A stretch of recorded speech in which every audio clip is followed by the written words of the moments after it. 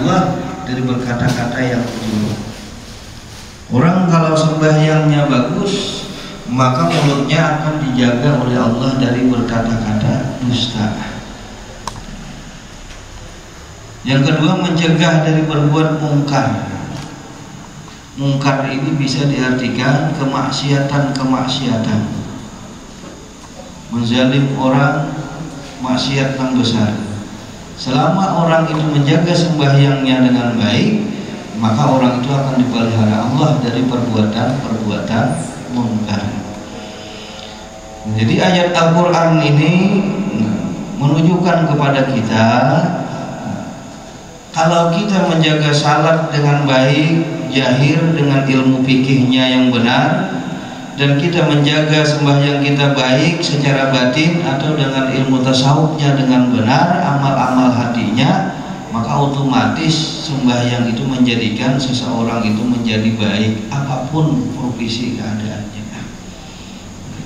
Otomatis. Lalu kenapa orang banyak sembahyang tapi kadang mencegahinya dari fahsya dan mungkar? Nah, ulama menyebutkan ini karena sembahyang itu kadang dengan hati. Sembahyang kadang dikerjakan dengan amal batinnya, hanya sekedar amal jahirnya aja. Nah, jadi kita belajar syarat-syarat yang batin dan amal-amal hati. Dari amal-amal hati itu mesti kita tahu. Amal batin di dalam sembahyang itu hanya dua. Jadi kada banyak, amal batin ini kada banyak. Kalau amal jahir banyak, rukun-rukunnya itu pembagiannya ada sampai 17. Banyak, mesti kita tahu. Nah, kalau amal batin kada banyak. Amal batin itu dua aja, khusyuk dan hadir hati dalam sembahyang. Tapi dua ini adalah pekerjaan yang sangat sulit. Sulit orang untuk bisa khusyuk dalam sembahyang, sulit. Kalau ini akan mengetahui ilmu tentang khusyuk. Karena banyak orang yang sembahyang merasa khusyuk, padahal itu keluar dari khusyuk. Nah, jadi kita wajib belajar apa yang dimaksud khusyuk dalam sembahyang. Yang kedua, hadir hati. Kalau hadir hati ini kita mengetahui, hadir hati ini hati kita sadar dengan perbuatan sembahyang kita, itu namanya hadir hati. Hati kita ini menyadari, mengetahui dengan ucapan kita, itu namanya hadir hati. Nah, jadi dua ini amal batin yang diperbuat di dalam hati ketika kita sembahyang. Nah, adapun mengenai hukumnya khusyuk dan hudur hati ini ulama berbeda pendapat. Ada ulama yang kadang kurikan khusyuk dan hadir hati ini hukumnya sunat muakkadah. Artinya sunat yang sangat kuat. Ada lagi ulama yang menyebutkan, nah, khusyuk dan hadir hati ini syarat. Seperti Imam Ghazali ini, beliau menyebutkan hadir hati dan khusyuk itu adalah syarat. Beliau menyebutkan kalau orang kada bisa menghadirkan hati, orang kada bisa khusyuk dalam sembahyang, maka sembahyangnya itu tidak sah secara maknawi. Nah, di dalam bab ini akan kami sebutkan, ujar beliau, hubungan atau kaitan salat dengan khusyuk dan hadir hati. Kemudian kami sebutkan makna-makna batin, artinya maksud-maksud di dalam batin kita dalam sembahyang, batasan-batasannya. Kita ini bisa disebut orang yang khusyuk dalam sembahyang sampai di mana batasnya. Sebab-sebabnya, sebab-sebab apa aja yang bisa menarik kita ini supaya bisa khusyuk dalam sembahyang. Dan pengobatannya, kalau orang yang rancak ada khusyuk sembahyang, kayak apa obatnya supaya bisa menjadi orang yang khusyuk, supaya menjadi orang yang bisa hadir hati dalam sembahyang. Kemudian kami sebutkan perincian apa yang seyogyanya untuk hadir pada setiap rukun salat.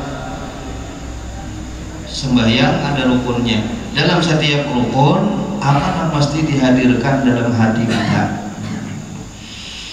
agar salat itu menjadi baik bagi bekal akhirat, agar sembahyang kita ini bujur-bujur sembahyang yang bisa kita hadapkan kepada Allah Subhanahu wa taala, menjadi bekal kita yang sempurna yang bisa menyelamatkan kita dunia akhirat. Penjelasan mengenai persyaratan khusyuk dan hadir hati. Ketahuilah bahwa dalil-dalilnya itu banyak. Antara lain firman Allah Subhanahu wa taala, aqimis salata lidzikri. Artinya dirikanlah salat itu untuk mengingat aku. Itu dalilnya. Di mana ada orang sembahyang itu harus khusyuk, mana dalilnya? Al-Qur'an, jar Allah, aqimis salata lidzikri. Dirikan sembahyang itu untuk mengingat Allah Subhanahu wa taala. Artinya sembahyang jangan mengingat yang lain. Zahir perintah ini adalah wajib. Aqimis salat diperintah, fi'il amar.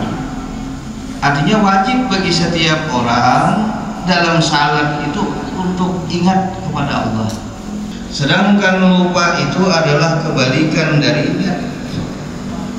Kamu orang lupa berarti tidak ingat. Barang siapa yang lupa dalam seluruh salatnya, orang ada sembahyang mulai takbir sampai salam kada ingat lawan Allah, maka bagaimana ia menjadi orang yang mendirikan salat untuk mengingat Allah? Kalau orang mulai takbir sampai salam kada ada mengingat Allah, berarti dia kada melaksanakan perintah Allah, aqimis salata lidzikri. Dirikan salat itu untuk ingat kepada Allah. Ya ayyuhalladzina amanu aqimus salah, itu perintah salatnya. Wahai orang-orang beriman, kalau kalian benar beriman, sembahyang ya Allah. Dirikan sembahyang, lakukan sembahyang. Nah, diperinci lagi oleh Allah, aqimis salata lidzikri, sembahyang itu ya Allah untuk mengingat aku. Makanya dimulai sembahyang itu dengan nida, panggilan azan. Apa panggilan azan itu? Allahu Akbar, Allah Maha Besar. Jadi di situ sudah diingatkan dengan Allah Subhanahu wa taala, agar setiap orang yang lupa kepada Allah mengingat Allah Subhanahu wa taala, bahwa ini panggilan sembahyang itu untuk mengingat Allah yang Maha Besar. Nah, cuma kadang-kadang kita kada ingat itu. Kita ini kada ingat itu. Begitu Allahu Akbar, nah kadang-kadang hati kita yang lalai ini seolah-olah kada terima dengan panggilan azan. Apa kebanyakan orang? Allahu Akbar, orang rahat asik, orang yang rahat asik begawian, orang yang rahat asik kumpul-kumpul. Begitu ada panggilan azan di musala, Allahu Akbar, Allahu Akbar, ada azan yang berucap nah juhur sampai pulau-nya. Seolah-olahnya menolak dengan panggilan itu. Padahal ketika azan itu kita spontan, nah kita ini disuruh menyahut azan. Begitu ada Allahu Akbar, Allahu Akbar, semuaan kegiatan kita disuruh satu. Orang yang berzikir pun disuruh berhenti dari zikir. Ini ada orang la ilaha illallah, la ilaha illallah, atau subhanallah bihamdihi, subhanallahil azim, subhanallah bihamdihi, subhanallahil azim. Ada panggilan azan, Allahu Akbar, Allahu Akbar, itu wajib. Wajib kita menghentikan. Nah, disuruhnya menghentikan zikirnya, disuruhnya menghentikan tasbihnya. Orang yang rahat mengaji disuruhnya menghentikan mengajinya. Apalagi gawian-gawian dunia. Kita rahatan apa misalnya mengatik, disuruh berhenti, disuruh kita menyahut azan. Kenapa? Supaya hati kita ini kembali ingat kepada Allah Subhanahu wa ta'ala. Nah, jadi dimulai dengan azan itu supaya aqimis salata lidzikri itu benar-benar terlaksana. Jadi begitu kita ingat dengan Allah, kita ingat ini panggilan Allah, maka dengan senang hati kita akan memenuhi panggilan Allah. Hati kita akan dengan senang hati melaksanakan sembahyang, memenuhi panggilan Allah. Nah, kalau hati kita ini senang, nah, maka dalam sembahyang itu pun pasti kita bisa mengingat Allah Subhanahu wa Ta'ala. Tapi kalau hati kita ini rahat gelisah, rahat kada nyaman, apalagi hati kita sudah bertentangan, bawa aja sembahyang kada mau ingat. Kita harus pegawai, datang aja, sampai pulang zuhur, terpaksa bampi, bawa aja sembahyang. Nah, hatinya menolak, sembahyang ada akan mau baik, sembahyang ada akan mau baik. Banyak ulama menyebutkan sembahyang itu diperlukan ketenangan, diperlukan ketenangan. Orang yang kada tenang, kada kawa sembahyang itu nyaman. Kita misalnya hendak sembahyang, kalau kita ini mendapati sembahyang ini dengan berbuka-buka, ini aku nih membuka, kalau misalnya sempat dapat rakaat bersama imam, tapi pun aku berjalan santai tanah, aku ini masbuk panjangan ketinggalan rakaat. Nah, mana yang dipilih? Jauh ulama lebih baik berjalan tenang, berjalan santai aja. Kenapa? Nah, karena itu menjadikan kita tenang. Kalau kita berbuka-buka sampai ke langgar misalnya, mana hingga misalnya Allahu Akbar, kan bertahingan Allah. Jadi kada apa-apa kita masbuk, yang penting kita sembahyang itu tujuan yang dimaksud Allah tercapai, yaitu mengingat Allah. Nah, jadi itu dalilnya Allah Subhanahu wa Ta'ala menyuruh kita supaya khusyuk dalam sembahyang, yaitu mengingat Allah. Dan firman Allah Ta'ala, wala takum minal ghafilin, dan janganlah kamu termasuk orang-orang yang lalai, yang lupa. Orang yang lalai itu orang yang lebih mengutamakan urusan dunianya daripada urusan akhirat. Ini orang yang lalai mutlak. Dia lebih mengutamakan urusan dunianya daripada urusan akhirat. Datang waktu sembahyang, kayak nagi dulu, tentu akan gebiang dulu. Nah, ini tergolong orang yang lalai, karena dia lebih mengutamakan dunia daripada akhirat. Adalah larangan menurut zahirnya adalah tahrim. Jadi Allah melarang la takunu minal ghafilin. Artinya kalau orang lalai itu haram, berdosa. Nah, yang dimaksud di sini dalam sembahyang. Kalau orang dalam sembahyang itu lalai daripada Allah, orang ini berdosa. Apa dosanya? Nah, dosanya salah satunya sembahyangnya itu ditolak oleh Allah Subhanahu wa Ta'ala. Makanya ada hadis Nabi, jar Nabi, orang yang sembahyang tapi hatinya kada ingat kepada Allah, sembahyangnya itu naik dalam keadaan cahaya yang gelap, yang hitam, sangat hitam, dihadapkan kepada Allah, lalu ditolak oleh Allah. Menjar Allah, pukulkan sembahyang ini kepada orang yang sembahyang. Artinya lalu sembahyangnya itu dilipat seperti kain yang usah yang ditamparkan ke wajah orang yang sembahyang. Nah, itu balasan Allah bagi orang yang lalai dalam sembahyang.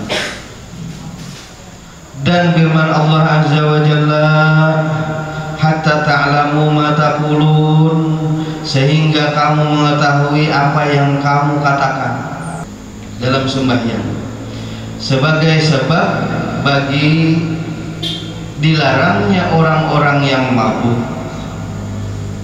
Ini dalil menunjukkan orang yang mabuk itu haram sembahyang. Hatta ta'lamu ma taqulun.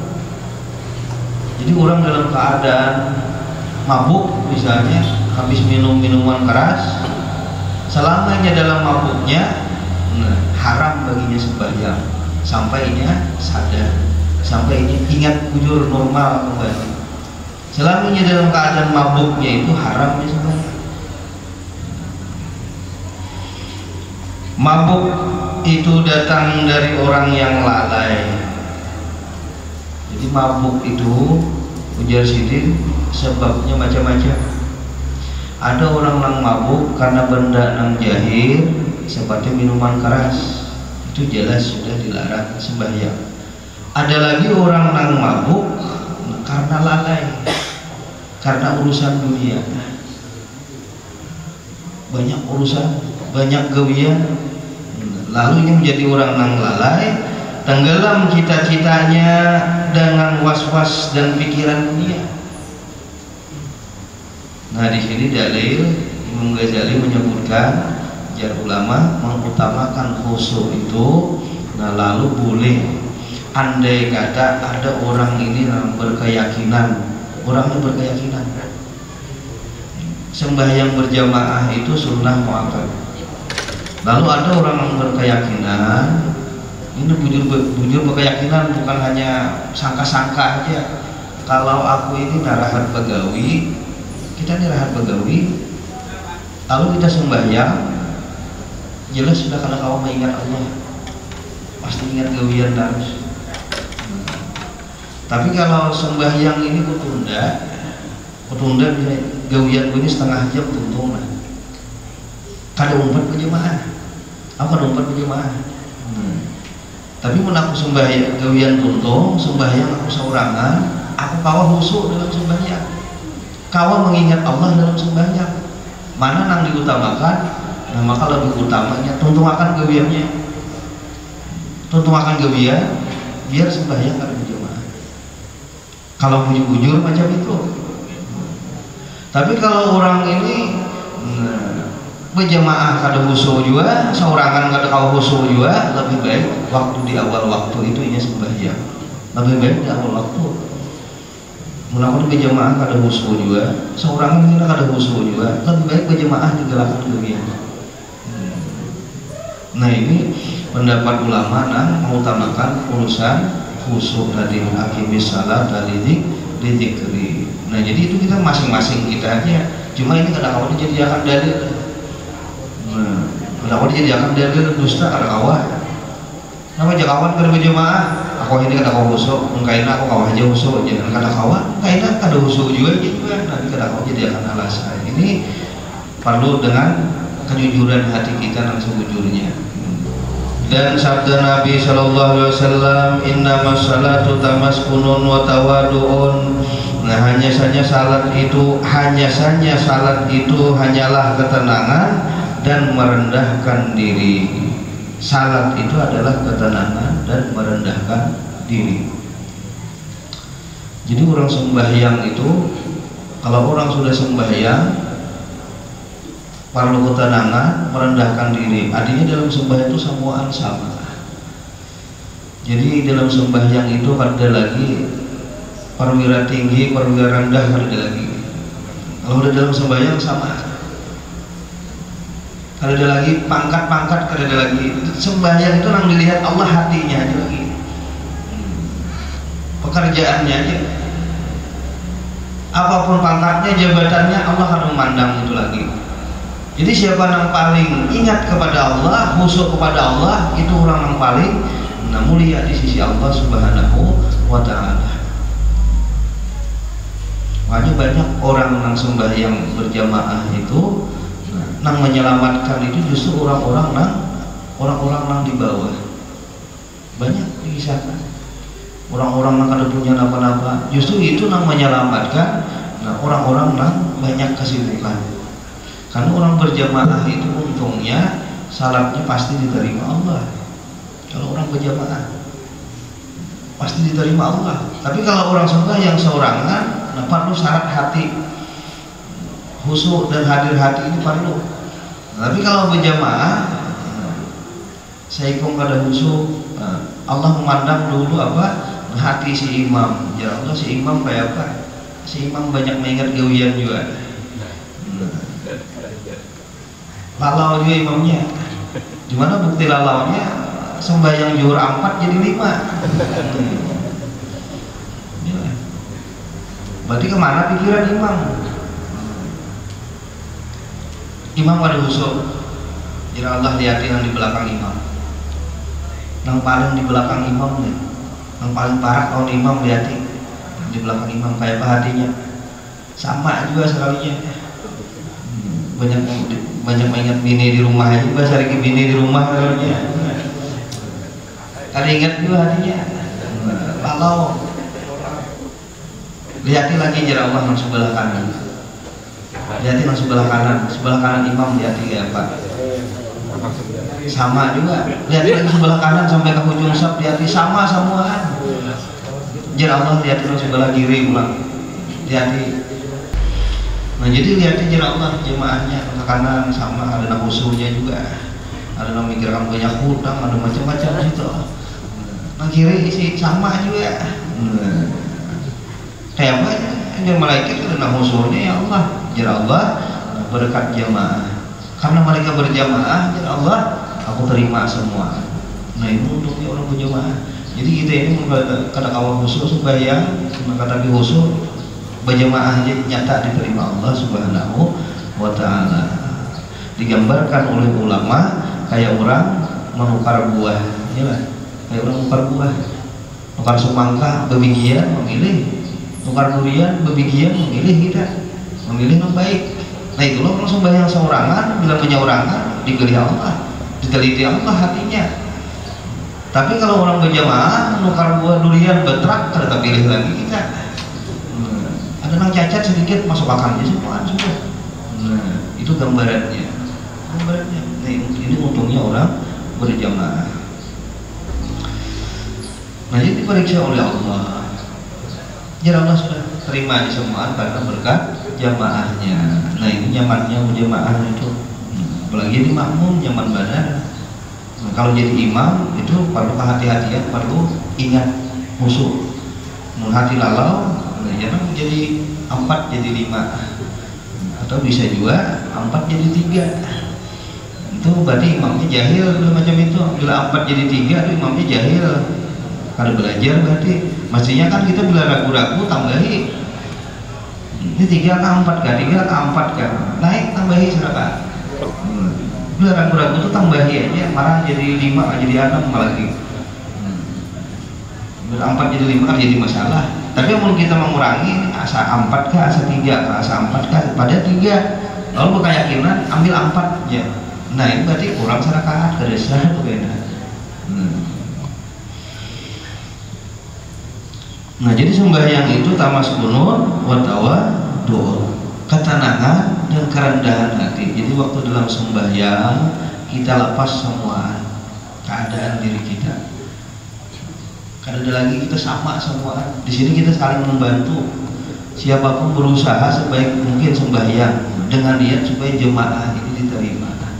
Jadi kada ada lagi dalam jemaah sembahyang pun diterima, sembahyang ada lagi semua berniat saling menolong. Itulah jemaah. Yadullah bil jamaah. Rahmat Allah itu ada di dalam jemaah. Kalau orang mau berjemaah pasti selamat. Watawadun, dan hati kita harus belajar kita masalah khusyuknya. Kita bahas masalah khusyuknya itu kayak benar orang khusyuk, kayak orang hadir hati. Karena banyak orang merasa hadir hati padahal belum. Banyak orang merasa khusyuk padahal luput. Kenapa? Karena ada belajar masalah khusyuk dan hadir hati. Nah selanjutnya para fuqaha telah memahami dari sabda Nabi SAW, innamas syub'atu bima lam yuqassar. Allahu a'lam. Mudah-mudahan kita diberi Allah panjang umur, sehat badan, diberi Allah hidayah hati, dan untuk selalu berusaha menjadi orang yang takwa kepada Allah Subhanahu wa Ta'ala dengan membaguskan ibadah-ibadah agar diterima Allah Subhanahu wa Ta'ala. Amin ya rabbal alamin. Mudah-mudahan kita dengan kembali kepada Allah, banyak ibadah kepada Allah, kita jalankan syariat-syariat agama dengan baik, insya Allah kita diselamatkan oleh Allah Subhanahu wa Ta'ala. Bismillahirrahmanirrahim.